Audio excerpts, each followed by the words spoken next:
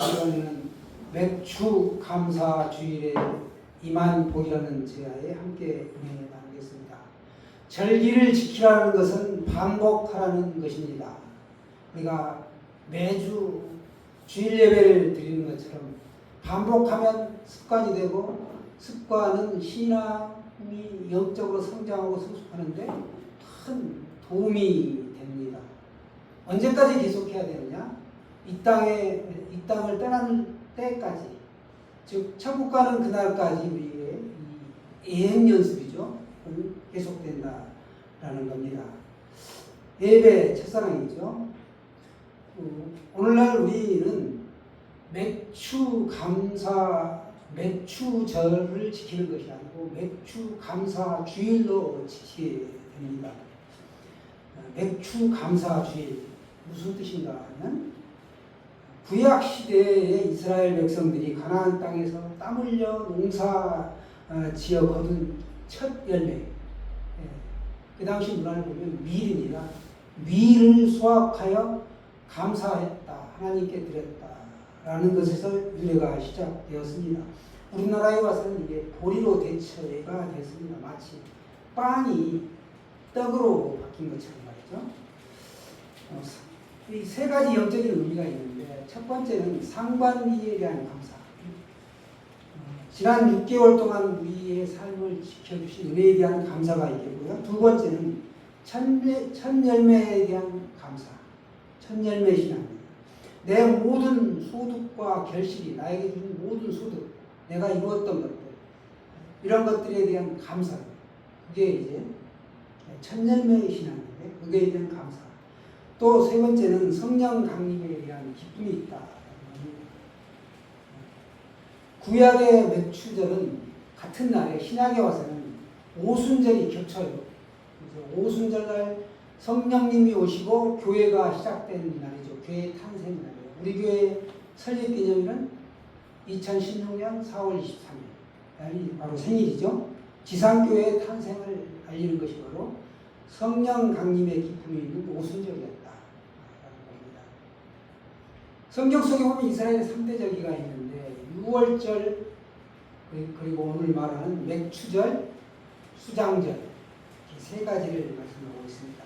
6월절은 애굽에서 노예 생활하던 이스라엘 백성들이 이제 탈출하게 되는데, 그 10가지 제한 가운데 마지막, 그 바로의 강팍한 마음에 죽음의 사신이 6월 하게 되죠. 그 문설주와 인방에 피를 바르는 집에는 죽음의 사신이 패스오버였던, 넘어갔단 말이죠. 그걸 기념하여 대대로 지키는 것이 바로 6월절인데, 이건 우리의 설과 같은 거예요. 그 해 첫 달에 14일 날 바로 이 6월의 사건이 일어납니다. 그래서 이게 6월절로 지키게 되고, 현대적인 의미는 우리를 구원하신 예수님의 십자가 사건인데, 부활절을 의미합니다. 부활절과 연결이 됩니다.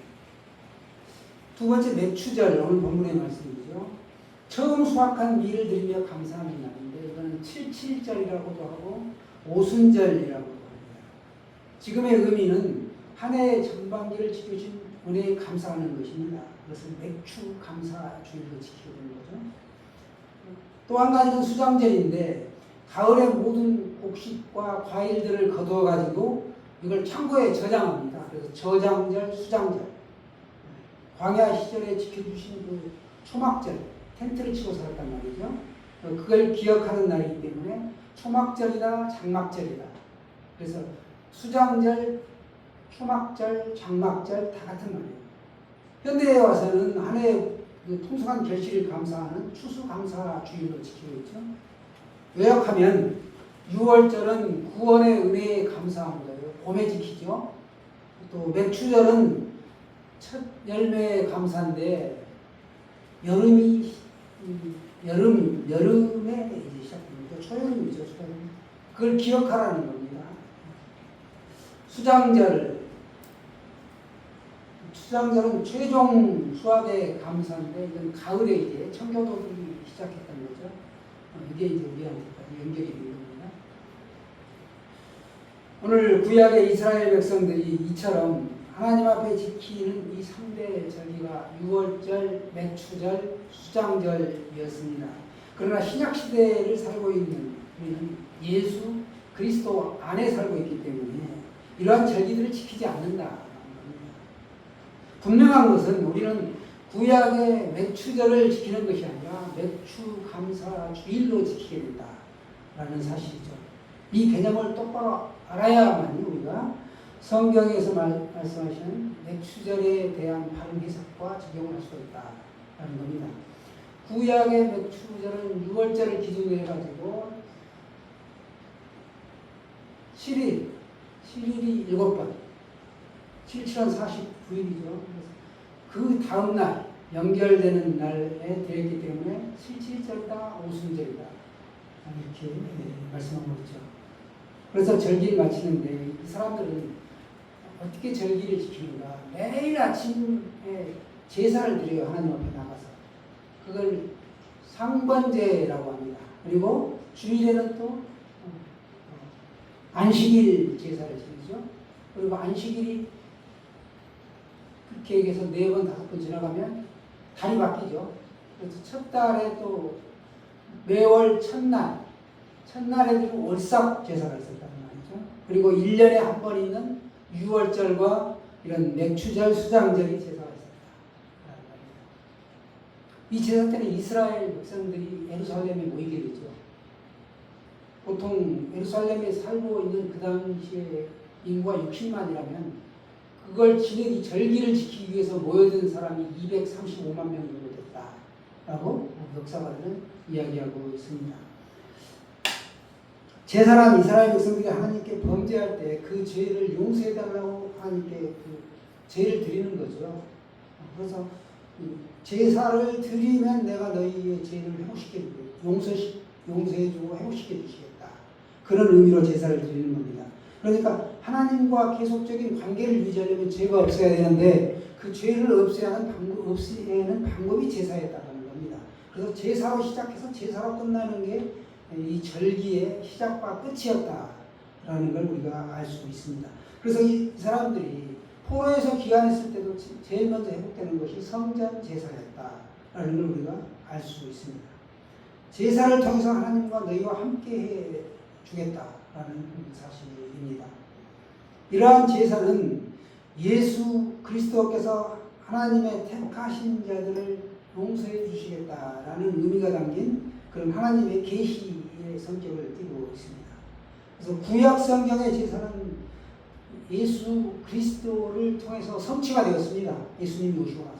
그래서 구약의 제사는 모형이고 그림자일 뿐이다 라는 사실을 숙지하셔야 합니다. 이런 거예요. 예를 들어서 아파트를 건축할 때 모델하우스를 먼저 짓습니다. 그리고 모델하우스를 통하여 아파트와 실제 내가 들어갈 집을 똑같이 짓겠다 이런 식으로 그러면서 분양이 시작되죠. 그리고 분양이 끝나고 실제 아파트가 다 건축이 되면 모델하우스는 더 이상 필요가 없죠. 폐기가 되는 것처럼 폐쇄를 시켜요. 그것처럼 똑같은 이치예요. 그 모델하우스의 의미는 더 이상 없다. 구약의 그 모형이고 이런 것들은 더 이상 필요가 없다는 겁니다. 실체인 예수 그리스도 오셨기 때문에 예수님 안에 있는 우리는 이런 절기들을 지킬 필요가 없다라는 겁니다. 실제 그 아파트 안에서 모델하우스의 의미를 찾아야 된다라는 것이죠. 그런데 문제는 모델하우스를 다시 짓고 이미 분양이 끝났고 예수님이 실체가 오셨음에도 불구하고 구약의 그 모형을 짓고 그것을 지키고자 하는 사람들이 있다라는 겁니다. 오늘날 그렇게 할 필요가 없다. 약속으로 주신 구약의 말씀을 설명하면서 그 약속의 의미를 신약 예수 그리스도를 통하여 해석하여 적용하면 충분함에도 불구하고 굳이 그렇게 하려고 하더라라는 겁니다. 우리는 더 이상 구약의 제사를 드리지 않습니다. 구약의 맥추절은 단순히 밀을 수확하여 제사를 드린 그것만이 아니었죠. 각종 짐승을 통하여 제사를 드리기도 했다라는 겁니다. 그러나 우리는 맥추절을 지키지 않는다. 이 사실을 꼭 기억해야 합니다. 오늘날 우리는 맥추 감사주일로 지키면서 구약 성경에 해당하는 그 맥추절의 절기를 근거로 삼아 1년 농사의 첫 수확을 하나님께, 그 첫 열매를 하나님께 드리는 것입니다. 당시 이스라엘의 첫 열매는 밀이었고, 그래서 이 밀이 우리나라에 와서는 보리로 대체되었다라는 겁니다. 보리 맥, 추수할 추에서 맥추, 한자에서 따온 거죠. 하나님께서 당시 이스라엘 백성들에게 맥추절을 지키게 하여 첫 열매를 드리게 하시는 이유가 있는데, 이 땅의 모든 소유주가 바로 하나님이시다 라는 것을 고백하기 위하여, 그 신앙을 주시기 위하여 그렇게 했다라는 겁니다. 또한 이 77절이라고 7을 강조하는 것은 7일 천지를 창조하시고 하나님이 7일째에 안식하셨단 말이죠. 쉬셨다. 왜 쉬셨나? 천지를 완벽하게 창조하셨기 때문에 더 이상 손볼 필요가 없었다. 그렇기 때문에 쉬신 것입니다. 맥추절은 첫 열매를 하나님께 드림으로 하나님의 그 천지 창조를 기억하기 위한 수단이기도 하였습니다. 또 오순절이라고도 하는 날부터 계속 6월절부터 계속해서 50일째 바로 되기 때문에 오순절이라고 했는데, 그날이 공교롭게도 마가의 다락방에 성령이 임재한 120문도가 있었죠. 거기에 성령님이 불의 혀처럼 임재한 겁니다. 그래서 그게 오순절이 되었고, 신약에 와서는 우리가 교회 태동이 되었다, 교회 시작했다라는 겁니다. 그리고 6월절 어린 양으로 십자가에서 예수님은 돌아가시고 부활 승천하시고 오순절에 성령님이 오셨는데, 그래서 우리는 오늘날 어떻게 지내느냐? 오순절을 성령 강림주일로 지키게 된다는 겁니다. 오순절로 지키지 않습니다. 구약에는 부활절, 오순절, 어버이주일 이런 것들이 있었나요? 없었죠. 신약에 와서 생긴 절기들이고 한국적으로 또 맞춰진 것들도 껴있죠. 어버이주일 뭐 이런 거는 스승의 주일, 어린이주일 이런 것들은 다 한국식입니다. 절기라는 것은 이렇게 문화의 옷을 입고 있는데 변천이 되고 있습니다.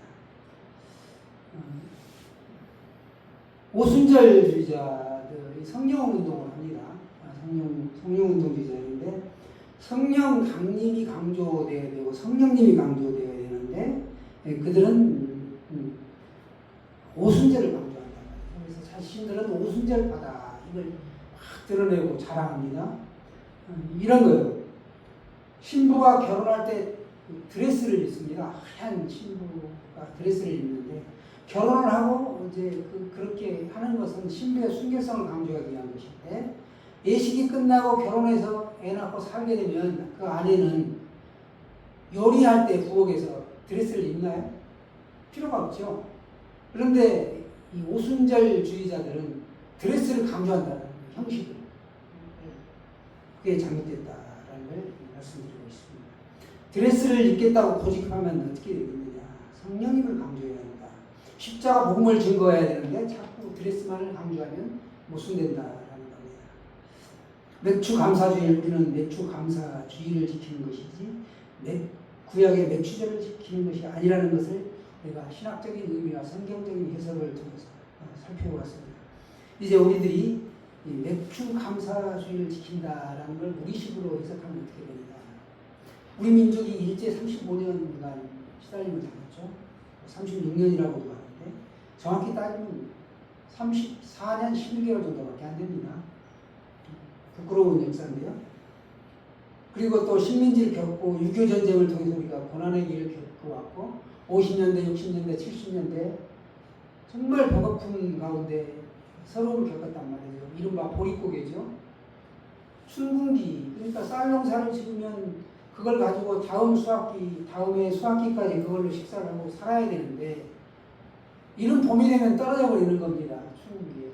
그러면 먹을 게 없어요. 풀뿌리를 먹고, 또 조금 지나면 보리가 생기는데, 보리를 파종하여 그 보리가 결실할 때가 안 돼 있고 껍보리 상태로 있는데도 불구하고 그걸 수확해가지고 먹는 겁니다. 열매하고 분리도 잘 일어나지도 않는 그 껍보리를 말이죠. 배고픈 서러움은 말로 할 수 없죠. 그런 어려운 시기를 우리가 지나왔습니다. 오죽하면 겉벌이 성할만 있어도 처가살이 하지 않는다. 이런 속담까지 생겨났겠습니까? 정말 힘든 시기를 지나왔는데 우리가 하나님의 은혜로 오늘날 이만큼 잘 살게 되었단 말이죠. 맥주 감사주의를 맞이하여 우리가 이렇게 먹고 살고 소출을 주시고 직장에서 이렇게 급여를 받을 수 있게 해주시고 건강을 주시고 그런 것들이 다 감사한 겁니다.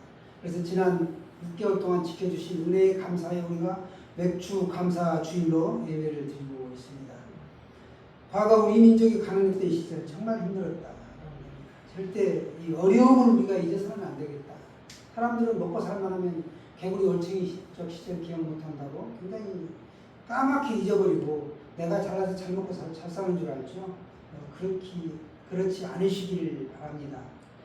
하나님께서 무엇 때문에 우리에게 물질을 주시고 번영을 허락해 주셨나. 그걸 한번 기억해 보셔야 된다는 겁니다. 복음이 들어간 민족들은 오늘날 보면 대부분 잘 살고 있고 복음이 들어가지 않는 민족들은 먹고 사는 문제가 해결되지 않아가지고 굉장히 고통 가운데 지내고 있습니다. 우리 북쪽의 동북보들만 봐도 알 수 있죠.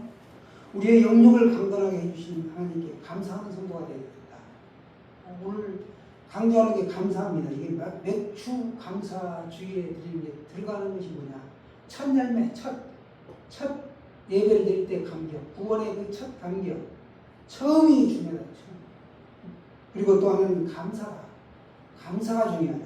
그래서 맥주 감사 주일 예배를 드리게 됩니다. 감사는 우리가 무엇을 얻었기 때문에 사후에 감사할 수도 있지만 감사거리가 없단 말이죠. 그래도 감사하고 특히나 감사할 수 있는 지경이 아니에요. 모든 것을 내가 다 잃어버렸어요. 그런 상황에서 내가 감사를 하는 것, 그게 진정한 감사라는 겁니다.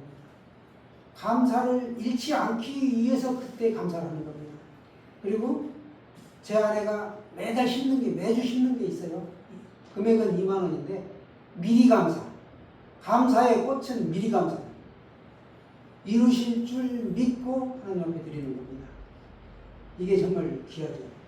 저도 그렇게는 못하고 있는데 사랑하는 여러분, 우리나라에서는 1년에 2주일을 감사주일로 지키고 있습니다.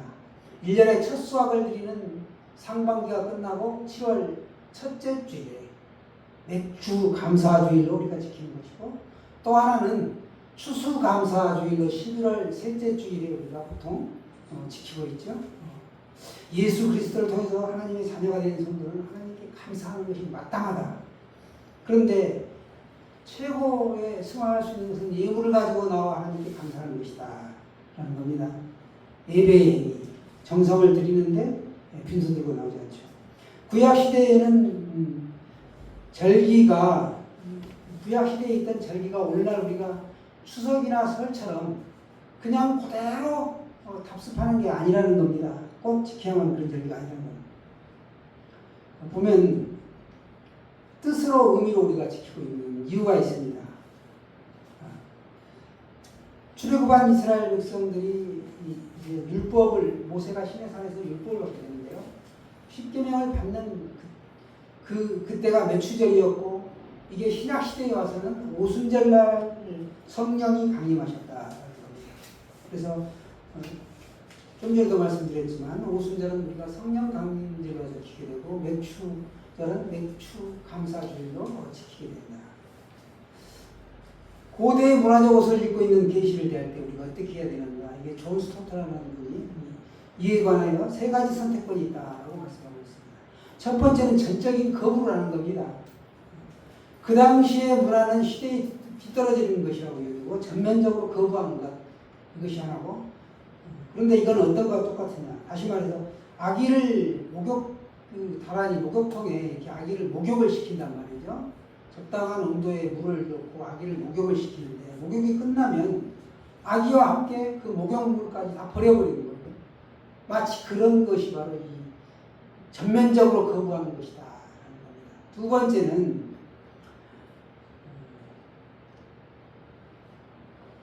기계적으로 딱딱한 문자주의의 계시를 따르는 겁니다. 답습하는 거예요. 그대로. 아기와 목욕물을 같이 보관하는 겁니다. 아기는 보관하는 건 이해가 되는데 목욕물을 그대로 보관할 필요가 있을까요? 그렇지 않죠. 그래서 존 스토트는 이러한 두 가지 접근을 거부하고 가장 현명한 방법을 말씀합니다. 세 번째로 현명한 방법인데 문화적 조응김이다 이렇게 말씀하고 있습니다. 문화적 조응김은 성경의 본질적인 계시를 인식하고 그 계시를 주신 문화적 형태로부터 분리하여 문화적 표현을 달리하는 것이다. 상당히 어려운 말이죠. 그러니까 아기를 놓아두고 물만 버리는 것, 이것이 바로 문화적 조응김이라는 것입니다. 그래서 이거를 인도의 스탠리 존스는 복음에 기여하다 이렇게 말씀하고 있습니다. 그 지역의 토착적인 문화를 받아들이는 겁니다. 그래서 그걸 문화적 조응김의 형태로 보존할 필요가 있다. 그래서 우리가 그렇게 지금 지키고 있죠. 다시 말해 상황의 변화에도 불구하고 이 절기가 담고 있는 어떤 그 계시의 본질적 의미는 계승되고 보존되어야 할 필요가 있다는 것을 비유를 통해 말씀드렸습니다. 맥주제 속에 담겨있는 계시의 의미는 첫째도 둘째도 핵심은 감사이다. 감사. 구원의 은혜에 대한 감사, 상반기 동안 지켜주신 것에 대한 감사, 또 내가 남은 인생 여정을 걸어갈 때 그에 대한 감사, 이런 게 포함되어 있는 것이죠. 무엇보다 소산을 주신 하나님께 감사하는 거예요. 광야에서 이스라엘 백성들이 만나를 먹고 메추라기를 먹었었는데 가나안에 정착하고서는 만나가 그쳤죠. 그래서 그들이 가나안 땅에 정착해서 첫 수확한 것을 하나님 앞에 이렇게 드렸던 겁니다. 하나님의 전적인 은혜다라는 걸 고백한 것이죠. 땀 흘려 씨를 뿌리고 농사를 지어도 적절하게 알맞은 비가 오고 햇빛이 비춰주지 않으면 모든 수가 헛되고 만다는 것을 여러분 다 농사를 지어보셨습니까? 기억하실 거예요. 오늘을 사는 그리스도의 삶도 이가 아니다. 내가 계획하고 내 뜻대로 사는 것 같지만 하나님이 나에게 어떤 지혜와 분별력과 통찰력을 주시고 사람들을 붙여주시고 모든 환경과 여건을 주시지 않으면 나는 아무 수확도 거둘 수 없는 헛수고만 하는 인생이 되고 만다라는 겁니다. 그러니까 우리의 생명의 보존과 모든 소득의 그 원천은 예수 그리스도이시고 하나님이시다라는 걸 종적으로 고백하는 겁니다. 모든 것이 하나님의 은혜이기 때문에 우리가 가능하다라는 사실이죠. 자신의 백성들을 먹이시고 입히시고 공급하시는 것, 그게 이유가 있다는 거예요. 하나님을 섬기도록 하나님께 영광을 올려드리는 삶을 살도록 우리를 이렇게 이끌어 가십니다. 하나님은 영적으로 또 우리에게 경고를 하셔요. 신명기에 보시면 내가 먹어서 배부르고 아름다운 집을 짓고 거주하게 되며 또 내 소와 양이 번성하며 내 은금이 증식되며 내 소유가 다 풍부하게 될 때에 내 마음이 교만하여 내 하나님 여호와를 잊어버릴까 염려하노라. 하나님은 인간의 그 교만을 자신을 버릴까봐 염려하고 계십니다. 내추절 영적으로 중요한 거죠. 모든 것은 하나님께 달려있다라는 것, 그걸 되새기라는 것이고 기억하라는 것입니다. 이스라엘 백성들이 율법을 받은 절기이기 때문에 만나가 그치고 소득을 주셨고 율법을 받은 절기이기 때문에 이것은 자기 백성에게 육적으로도 양식을 공급하지만 영적으로도 양식을 공급해 주셨다라는 걸 말씀하고 있습니다. 영적인 양식, 하나님의 말씀을 주셨죠. 육신적으로는 소출을 주셨습니다. 영적인 양식을 위해서 하나님은 말씀을 주셨습니다. 예수님이 말씀하시죠. 신명기의 말씀을 인용해서 말씀합니다. 사람이 떡으로만 살 것이 아니라 하나님의 입에서 나오는 모든 말씀으로 산다. 이렇게 가르쳐 주셨습니다.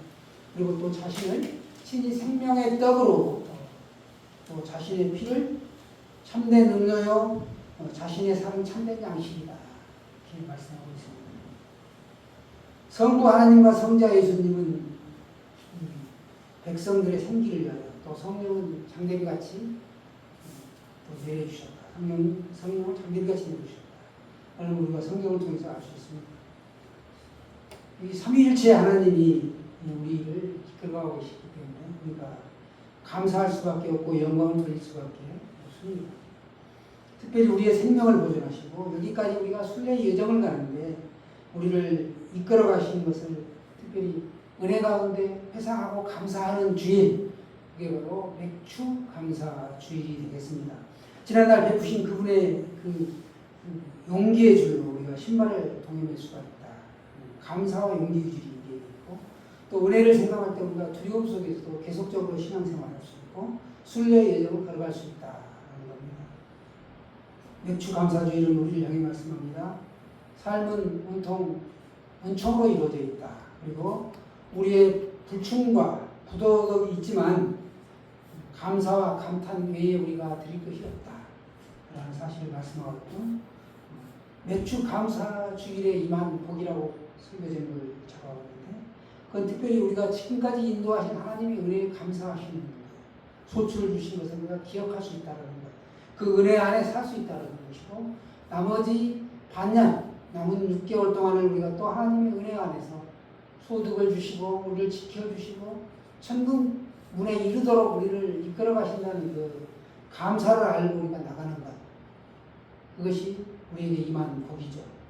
정말로 우리가 그걸 믿는다면 한 주간의 삶을 살아갈 때 감사로 우리 있죠? 채우고 사랑으로 나아가자. 남은 6개월도 그렇게 사시기를 축원합니다. 아멘.